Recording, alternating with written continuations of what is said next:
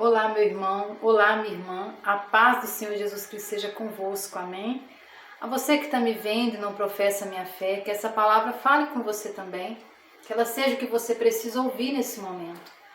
Meu amado, minha amada, quero compartilhar hoje uma palavra com você, uma palavra que eu citei ela no vídeo anterior a esse, e que hoje Deus falou algo ao meu coração, que eu sei que você que está aí do lado, atrás desse vídeo, eu tenho certeza que você que está aí me vendo através desse vídeo vai ser tocado por essa palavra, eu tenho certeza disso, amém? Abra sua Bíblia aí em 2 Crônicas, capítulo 32, versículo 1, que diz assim, olha, o título é Senaqueribe invade Judá e Deus destrói o seu exército. Depois dessas coisas, veio Senaqueribe, rei da Síria, e entrou em Judá, e acampou-se contra as cidades fortes e intentou separá-las para si. Meu amado, vou falar para você rapidamente o contexto aqui desse primeiro versículo. Ele começa no capítulo 29, 30 no 31, que vai nos dizer assim, olha, quando Ezequias ele tomou posse do trono de Judá, ele tinha aproximadamente 25 anos, e ele veio realmente para fazer uma reforma em Judá. Quando ele tomou posse do trono, Judá estava totalmente longe de Deus. Não havia culto a Deus, não havia santificação, os altares tinham sido queimados, a cidade realmente estava longe de Deus. E Ezequias veio para trazer uma reforma espiritual. Ezequias primeiro chamou o povo a se santificar, chamou os sacerdotes, os levitas, chamou todo o povo a se santificar. Depois ele restabeleceu o culto a Deus, ele trouxe de volta o culto no templo. Ele reabriu o templo para que as pessoas pudessem cultuar a Deus novamente. Depois ele chamou o povo a adorar a Deus. E por último, ele se fez um instrumento, se permitiu ser um instrumento de Deus para a propagação do Evangelho, através de cartas que ele enviou nos correios daquele tempo. Ele enviou cartas para todas as cidades de Judá e de Jerusalém, propagando, chamando o povo para celebrar a Páscoa em Judá. Então, meu amado, você vê aí um comportamento, né, de adoração, você vê aí um comportamento de obediência, de fidelidade, um comportamento que realmente agradou o coração de Deus, porque é isso que a gente vê afirmando aqui nessa palavra, que Deus se agradou de Ezequias, ele foi um rei reto aos olhos de Deus. E aí você chega no capítulo 32, no versículo 1, dizendo, depois de todas essas coisas, dessa fidelidade, veio Senaqueribe. Veio o problema, veio a enfermidade, porque o Senaqueribe aqui, nesse contexto aqui, era o rei da Síria. Um rei conhecido pela sua maldade, pelas suas atrocidades, pela sua crueldade. Mas talvez o seu Senaqueribe que você está enfrentando hoje seja uma enfermidade que você já despendeu de todos os seus recursos financeiros. Talvez o seu Senaqueribe seja um diagnóstico do médico dizendo que você já está desenganada dos médicos, dizendo que não tem jeito. Talvez seja um câncer que acometeu sobre você, contra você. Talvez seja um problema na família. Talvez seja um problema financeiro, eu não sei qual é o seu Senaqueribe. Mas aqui, nesse contexto, era um rei da Síria. E esse Senaqueribe chegou, meu amado e minha amada, com uma carta de afronta. Que é o que eu acabei de dizer, talvez um diagnóstico, talvez afronta, né? Que muitas vezes parece tão constante na nossa vida, é tão assustadora que parece que ela vai se materializar na nossa frente. Existem Senaqueribes que realmente são assim na nossa vida. Então, eu, meditando sobre isso, Deus já me deu eu falei, Deus, como pode? O que Ezequias esperava ali, depois de todo aquele comportamento na presença de Deus? Ezequias esperava muitas vezes o que a gente espera. quando a gente está levando uma vida com Deus, uma vida que agrada a Deus, a gente espera um tempo de descanso, a gente espera vitória, a gente espera a cura da enfermidade, a gente espera a solução do problema, e muitas vezes não é isso que acontece. Muitas vezes o que vem depois de tudo isso não é o que a gente estava esperando, o que a gente está querendo pra gente. E aí Deus me disse, olha, toda essa preparação tem um porquê, tem um propósito. Porque sem a prova não há exaltação do nome de Deus. E para que nós servimos? Nós somos servos, servos de Deus. E o servo, ele serve ao seu Senhor. Então é através do servo que o Senhor é exaltado.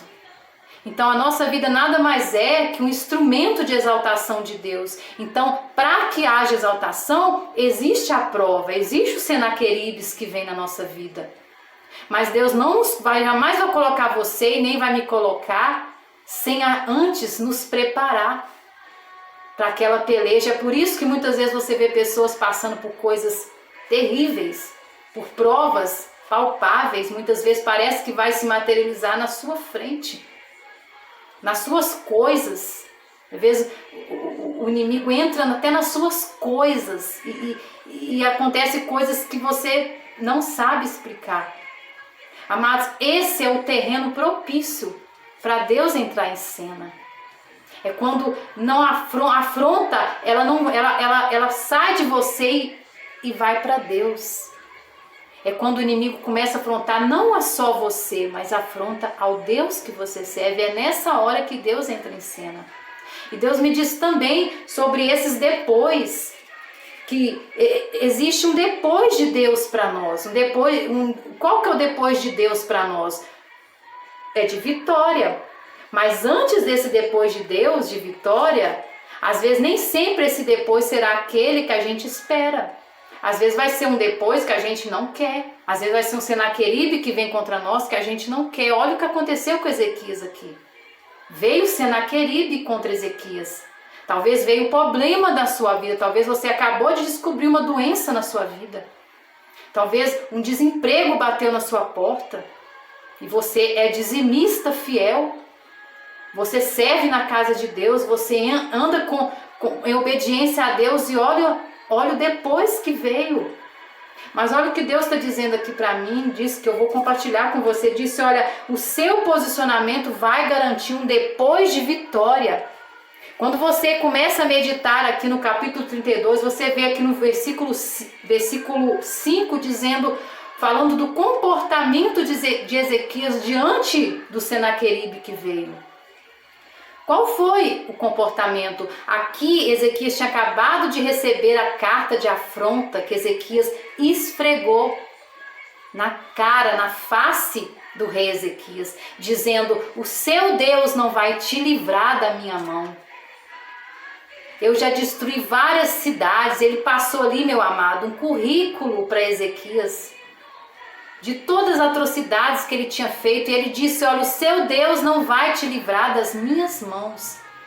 E olha, depois dessa afronta, depois da carta de afronta, olha o comportamento aqui de Ezequias. A Bíblia diz aqui no versículo 5 que Ezequias se fortificou. Ele edificou todo o muro quebrado até as torres, levantou um outro muro além do muro que já existia. Fortificou a Milo na cidade de Davi, fez armas e escudos em abundância.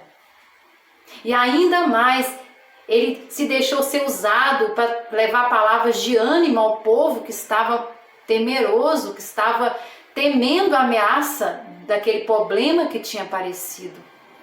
E esse depois aqui, esse comportamento, trouxe um depois de vitória para Ezequias. Você vê, a Bíblia nos fala sobre esse depois, no último versículo, aqui no versículo 23, que diz assim, olha, que depois de tudo isso, depois de Deus ter dado vitória a Ezequias, depois de Deus ter destruído Senaqueribe e todo o exército que cercou aquela cidade, olha o depois que veio para Ezequias. Depois disso, Ezequias, rei de Judá, foi exaltado perante os olhos de todas as nações. Olha um depois de vitória, é o depois que eu e nós queremos. Mas há um processo, O seu comportamento é crucial para a sua vitória. O seu comportamento diante da luta é crucial para a sua vitória. Olha o que diz Provérbios 24:10. Se te mostrares frouxo, fraco no dia da peleja, a sua força será pequena. Amados, eu não sei qual o desgaste que tem trago, que tem acontecido contra você por causa desse problema, por causa desse Senaqueribe que tem intentado contra a sua vida, mas eu quero dizer para você, olha, se te mostrares fraco, a sua força será pequena. É preciso que você tenha um posicionamento firme, de fé, um posicionamento realmente como aquele alicerce que a Bíblia nos conta daquela casa que foi construída na rocha. Vieram os ventos, a tempestade veio, mas ela não caiu. Mas eu quero que você receba essa palavra hoje. Olha para esse Senaqueribe, mas primeiro olha para o Deus que vai derrubar esse Senaqueribe. Deus está entrando em cena nesse problema hoje na sua vida. Deus está entrando em cena, porque esse cenário, ele está propício para Deus entrar em cena, porque quando nós já despendemos de todos os nossos recursos, quando nós já fizemos tudo, quando nós fazemos o nosso possível, aí Deus entra para fazer aquilo que é impossível, porque o impossível quem faz é Deus, só Deus pode fazer. Deus vai derrubar esse Senaqueribe da sua vida, eu creio nisso. Deus me disse isso, porque o que eu tenho passado realmente está se materializando na minha frente. A afronta tem sido realmente, a carta de afronta tem sido diária, constante e palpável. Mas é um cenário propício para Deus entrar em cena. Creia nessa palavra, creia nisso, meu amado, minha amada. Veja o seu problema agora diferente. Fala, não. Se eu não posso resolver é porque agora Deus vai entrar em cena. Amados, o que é que Deus não pode fazer? O que é impossível para Deus? Quem é que pode fugir da justiça de Deus? Quem é que pode se esconder dela? Então não tenha medo. Não temas esse Senaqueribe. Olhe para o Deus que você serve. Olhe para quem vai derrubar esse Senaqueribe. Que você receba essa palavra, que ela entre no seu coração, e quando o Senaqueribe vier, você diz, olha Deus, há um cenário aí propício para o Senhor entrar em cena. Em nome de Jesus, que Deus abençoe você e que no dia da sua peleja você se mostre forte, firme, para que a sua força não seja pequena. Em nome de Jesus. Amém.